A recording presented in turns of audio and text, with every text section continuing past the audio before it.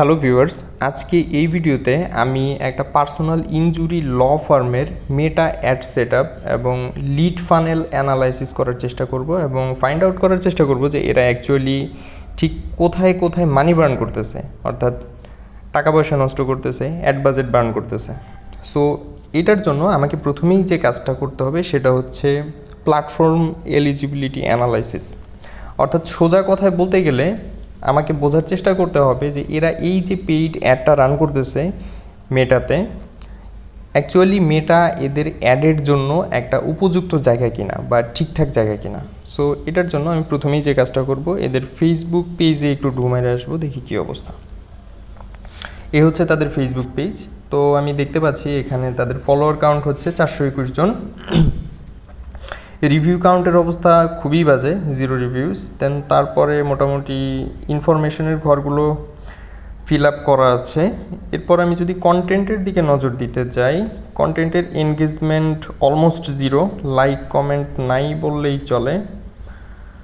Content posting frequency যদি দেখতে যাই, এদের লেটেস্ট পোস্ট ছিল হচ্ছে জুন 11 এবং এর আগের পোস্টটা ছিল হচ্ছে মে 14-তে। অর্থাৎ দুইটা কন্টেন্টের মাঝখানে টাইম স্প্যানের গ্যাপ যদি দেখতে যান সেটা প্রায় 1 মাস। তো এরপরে আমি যদি আরও নিচের দিকে স্ক্রল করতে যাই, অবস্থা মোটামুটি সেম, বলতে গেলে একটা ডেড এন্ড। তো এই জায়গা থেকে যদি আমি ট্রাস্ট সিগন্যাল স্কোরিং করতে যাই, এই ফেসবুক পেজটা জাস্ট একটা ডেট পেজ ছাড়া আর কিচ্ছু না।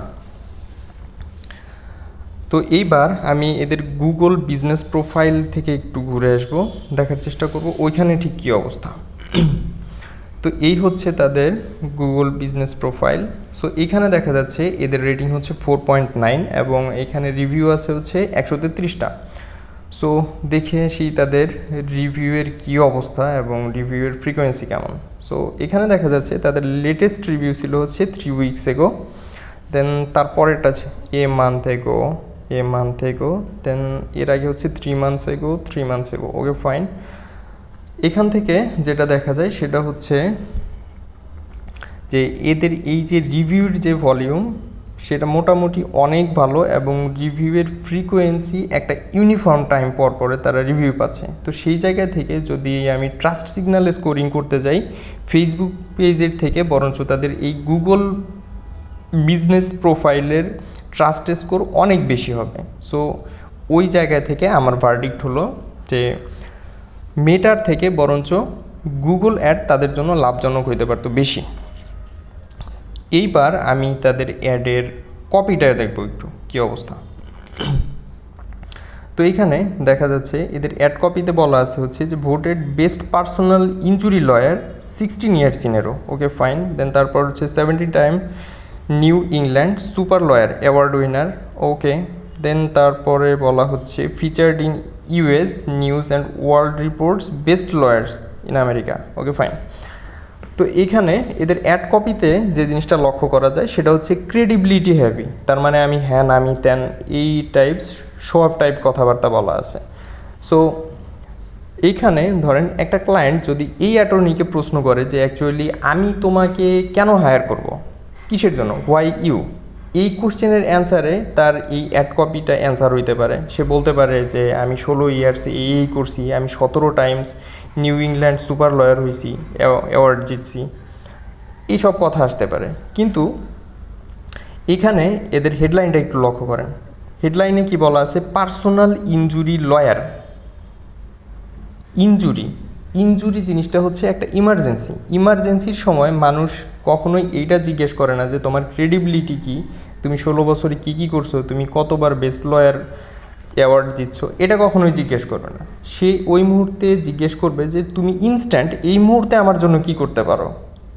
অর্থাৎ ইমার্জেন্সি যে ইমার্জেন্সি হুক এদের এই অ্যাড কপিতে মিসিং। Okay fine. এরপরে আমি এদের সিটিএ চেক করব, অ্যাকচুয়ালি দেখব যে এদের মানে লিড ফানেলটা অ্যাকচুয়ালি কীভাবে কাজ করে।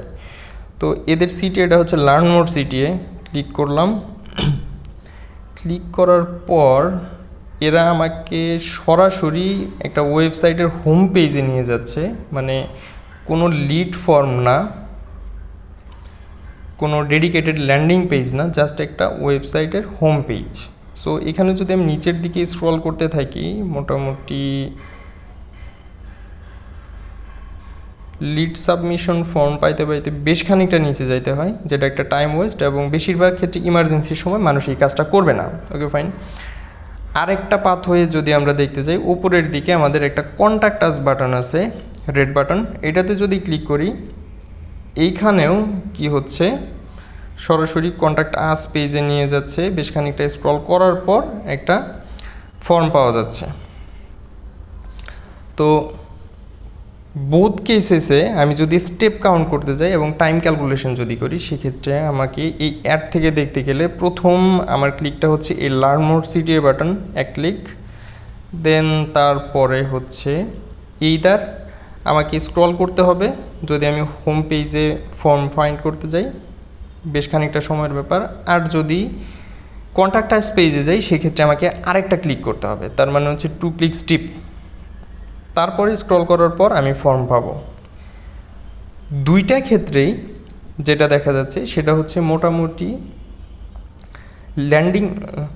অ্যাকচুয়ালি অ্যাডের সিটিএ থেকে এই ফর্ম পর্যন্ত মাঝখানে সময় নষ্ট হচ্ছে 3 থেকে 4 সেকেন্ড। ইমার্জেন্সির ক্ষেত্রে মানুষ সম্ভবত এতটা সময় নষ্ট করে না, এবং এদের যে অ্যাড থেকে পাওয়া পেইড লিডসের বিশাল একটা অংশ এরা কখনোই কনভার্ট করতে পারে না। তবে একটা জিনিস এরা ভালো করছে, সেই কাজটা হচ্ছে কি, যে অ্যাবভ দ্য ফোল্ড একদম নেভিগেশনের উপরে একটা রিবন রাখছে, যেটাতে অ্যাকচুয়ালি একটা ফোন নাম্বার আছে, ট্যাপ টু কল দেওয়া আছে, ট্যাপ টু টেক্সট বাটন দেওয়া আছে। Okay fine. কিন্তু চিন্তা করেন যদি এই রিবনটা যদি না থাকতো, সেক্ষেত্রে তাদের এই লিড ফানেলটা জাস্ট একটা ডেড এন্ড। তার মানে কনভার্সন সম্ভবত 10% হইতো কি না সন্দেহ ছিল। সো ইন টোটাল তাদের এই অ্যাড ক্যাম্পেইন ফানেলের মোটামুটি আমি যে কয়েকটা ড্রব্যাক খুঁজে পেলাম, প্রথম যে জিনিসটা সেটা হচ্ছে তাদের অ্যাডের জন্য মেটা উপযুক্ত প্ল্যাটফর্ম ছিল না, এটা একটা। নাম্বার 2, তাদের অ্যাড কপিতে কোনো প্রকার হুক নাই, ইমার্জেন্সি হুক নাই। নাম্বার 3, তাদের অ্যাড ফানেল সেট আপটা প্রপারলি অপটিমাইজড না। এই হচ্ছে তাদের 3টা রেভিনিউ লিক। সো এই ভিডিওর জন্য আজকে এই পর্যন্তই ছিল। আশা করি অন্য কোনো দিন অন্য কোনো টপিক নিয়ে আপনাদের সাথে কথা বলব। ভিডিওটি দেখার জন্য ধন্যবাদ।